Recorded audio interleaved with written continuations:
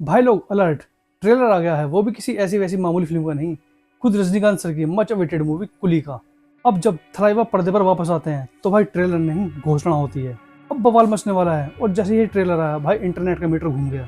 कुली की हाइप तो भाई पहले से ही हवा में थी, लेकिन जैसे ही ट्रेलर आया ट्विटर, इंस्टा और यूट्यूब तीनों पर थलाइवा थलाइवा के गूंज सुनाई देने लगी।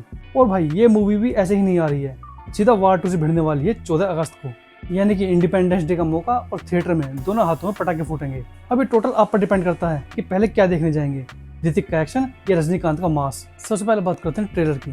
तो दोस्तों, कुली का ट्रेलर एक बड़े ही धमाके वाले इवेंट लॉन्च किया गया था और हर कोई वहां सिर्फ एक चीज के लिए आया था, रजनी सर की झलक के लिए। और सबसे मजेदार बात, ये फिल्म लोकेश कनगराज बना रहे हैं। जी हाँ, वही लोकेश जिनका नाम सुनते ही फैंस बोलते हैं अब तो बॉस यूनिवर्स बन जाएगा। लोकेश का LCU तो आपने सुना ही होगा, लोकेश सिनेमैटिक यूनिवर्स। कैथी विक्रम लियो। अब कुली भी उस यूनिवर्स का हिस्सा है या नहीं, ट्रेलर में कुछ क्लियर नहीं है, लेकिन ट्रेलर से जो वाइब आ रही है उससे लग रहा है कि भाई कोई बड़ा सरप्राइज तो जरूर छुपा होगा। अब भाई जरा हाइप का आइडिया लगाओ, जब लियो को ट्रेलर आया था तो 21 मिनट में 2.4 मिलियन व्यूज मिले थे, और कुली के ट्रेलर का भी हाल वैसा ही है, 18 मिनट में 9 लाख व्यूज। अब सोचो क्या है ऐसा इस ट्रेलर में। तो सबसे पहला कारण है रजनीकांत, उनकी एंट्री, उनका लुक, उनका वॉक, सब कुछ अलग स्वैग में। दूसरा, लोकेश कनगराज की डायरेक्शन, इस बंदे को मालूम है कि कैसे फैंस को हाइप पर चढ़ाना है। तीसरा, अनिरुद्ध का BGM और म्यूजिक जो पहले से ही सोशल मीडिया पर वायरल हो चुका है, उस बीट पर बंदा चाहे न चाहे थिरक ही जाएगा। और चौथा, फिल्म की all star cast. Rajinikanth sir तो हैं ही, उनके साथ आमिर खान, उपेंद्र, श्रुति हसन, नागार्जुना, शोभिन और सत्यराज। मतलब हर फ्रेम में एक नई चमक। अगर स्टोरी ने पकड़ ली और प्रेजेंटेशन उतना ही दमदार रहा जितना कि ट्रेलर में है, तो भाई ये फिल्म सीधा ब्लॉकबस्टर जोन में घुस जाएगी। अब दोस्तों, ट्रेलर से तो पूरी स्टोरी खुलती है नहीं, लेकिन अगर आपको याद हो तो पहले टीजर में सिर्फ गोल्ड था। तो मेरे हिसाब से तो ये मूवी गोल्ड स्मगलिंग के इर्द गिर्द घूमने वाली है। इसमें अलग अलग गैंग्स होंगे जो आपस में भिड़ेंगे।